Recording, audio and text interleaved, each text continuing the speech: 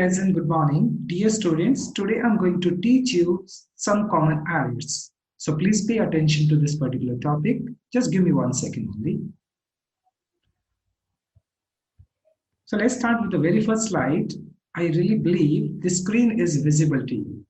So my dear student, we need to understand what does superfluous mean.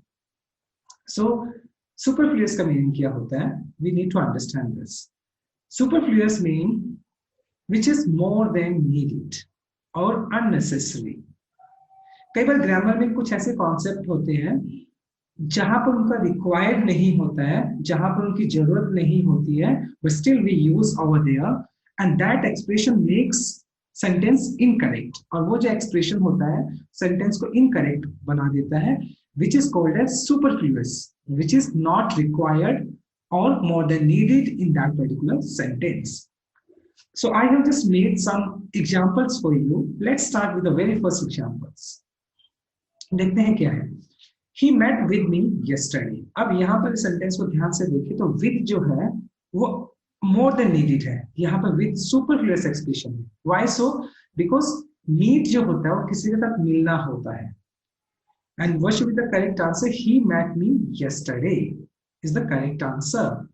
So my dear student, जब आप meet को as a verb use करते हैं, तो वहां पर with required नहीं होता है, लेकिन जब इसी meet को आप as a noun use करेंगे, there is a meet with the board of directors tomorrow.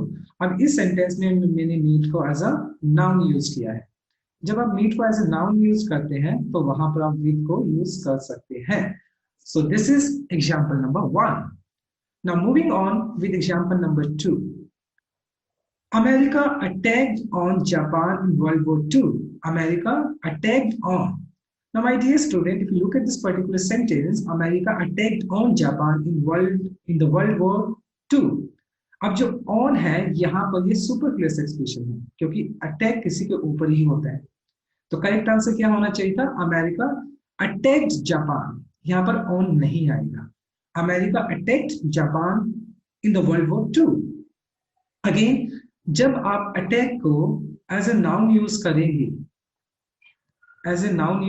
तो वो अपने साथ on ले सकता है. लेकिन जब attack को आप as a verb use करेंगे, verb की तरह use करेंगे, तो वहां पर on use नहीं करेंगे.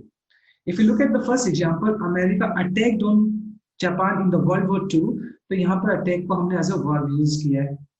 लेकिन लास्ट एग्जांपल देखिए, there was an attack on him last night. अब attack as a noun use हुआ है, तो जब आप अटैक को एज अ नाउन यूज करेंगे तो वहां पर ऑन करेक्ट है, लेकिन एज अ वर्ब यूज करेंगे तो वहां पर ऑन एक सुपरफ्लुअस एक्सप्रेशन है, which is not required. Now moving on with next slide. She ordered for a cup of T. अब ये अगर सेंटेंस को ध्यान से देखें, she ordered for a cup of T, तो ये जो for है which is not required over here, it is again a superfluous expression, क्योंकि order जो होता है वो किसी चीज के लिए ही किया जाता है. करेक्ट आंसर क्या होना चाहिए था? She ordered a cup of tea. यहाँ पर for नहीं आएगा, राइट? लेकिन जब आप order को as a noun use करेंगे तो वो अपने साथ for ले लेगा. अगेन जब आप order को as a verb use करते हैं, तो वो अपने साथ for नहीं लेकर आते हैं, लेकिन जब उसको एज ए नाउन यूज करेंगे तो अपने साथ for ले लेगा. So this is again very important concept. Now number 4. Ram lent me books and asked me to return them back soon. अब यहाँ पर इस सेंटेंस को ध्यान से देखिए, बैक जो है, क्योंकि जो रिटर्न होता है वो किसी को वापस करना ही होता है, तो बैक जो है यहाँ पर वो सुपरफ्लुअस एक्सप्रेशन है, विच इज नॉट रिक्वायर्ड. यहाँ पे बैक की जरूरत ही नहीं थी, राइट? करेक्ट आंसर क्या होना चाहिए था? Ram lent me books and asked me to return them soon. अब रिटर्न के बाद यहाँ पर बैक रिक्वायर्ड ही नहीं था, इसलिए ये रॉन्ग सेंटेंस था. तो करेक्ट आंसर ये बन गया, Ram lent me books and asked me to return back soon is the incorrect answer. Correct answer क्या होना चाहिए था? Ram lent me books and asked me to return them soon. Back नहीं आएगा, राइट? तो मैंने यहाँ पे मेंशन भी किया है, it is a superfluous expression which is not required here, क्योंकि बैक है वो रिटर्न अपने आप में किसी को चीज को वापस करना होता है, तो यहाँ पर बैक रिक्वायर्ड नहीं है. Next example. Mr. John asked me to repeat it again. अब यहाँ से देखिए, रिपीट जो होता है वो अपने आप में किसी चीज को दोबारा से रिपीट करना होता है, किसी चीज को दोबारा से बताना होता है। तो जो अगेन है, which is again a superfluous expression of it here, it is not required here, यहाँ पे इसकी जरूरत नहीं है।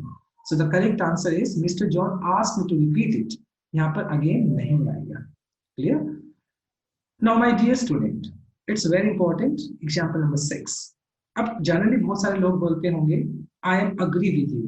देखिए, जब आप ये बोलते हो अग्री को, जब आप एज ए वर्ब यूज करते हैं तो वो अपने साथ एम नहीं लेता है। नॉर्मली जनरल अगर बात करता हूँ, मैं आपसे सहमत हूँ, आई एम अग्री विद यू नहीं, आई अग्री विद यू होता है, एम नहीं आएगा, विच इज इनकरेक्ट।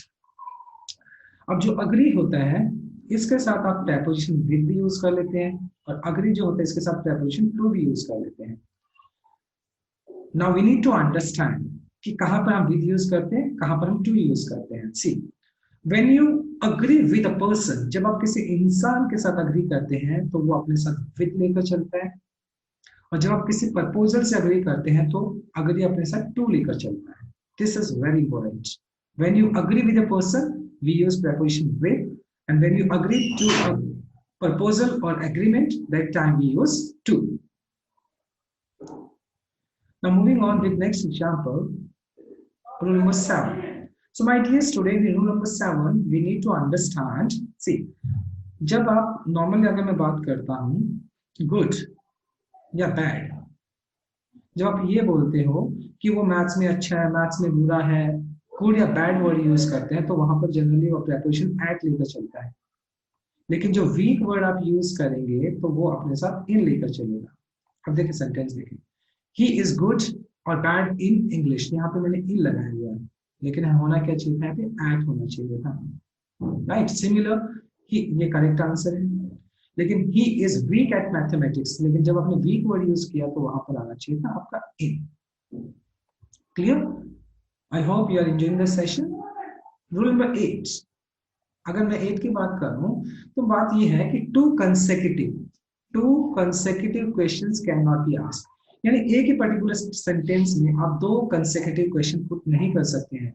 जनरली हम बोलते हैं कि आपको पता है, do you know where is Ram, ठीक है, बोलने में तो ठीक लग रहा है, लेकिन जब आप लिखते हैं तो उसको लिखा जाएगा do you know where Ram is. So we do not ask 2 consecutive questions in one particular statement. Let's move on with next example. Yes, it's very important. ये जो है वो future imagination से, future conditional sentences से है। If clause never comes in future.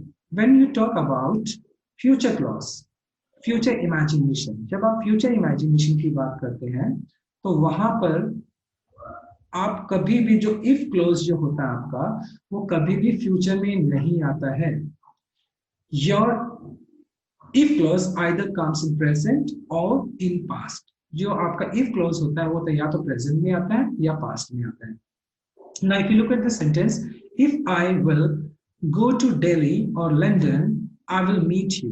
अब यहाँ पर सेंटेंस को देखो, जो इफ क्लोज है वो फ्यूचर में दिया गया है, और इफ क्लोज कभी फ्यूचर में आता नहीं है, क्योंकि अगर आप फ्यूचर इमेजिनेशन की बात करते हैं, फ्यूचर कंडीशनल सेंटेंसेस की जब बात करते हैं तो स्ट्रक्चर जो होता है वो इफ क्लोज का बनता है, वो बनता है subject plus V1 plus object, यानी यहाँ पर आपका प्रेजेंट ही लगता है फ्यूचर कंडीशनल सेंटेंस में, और सेकंड जो क्लोज होता है वो आपका फ्यूचर इंडेफिनाइट में चला जाता है, वो फ्यूचर इंडेफिनाइट में चला जाता है।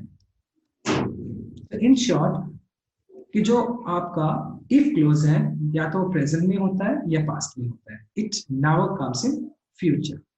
सो I really hope that my dear student you have gained some information or some knowledge about this particular topic, so do not commit such common errors.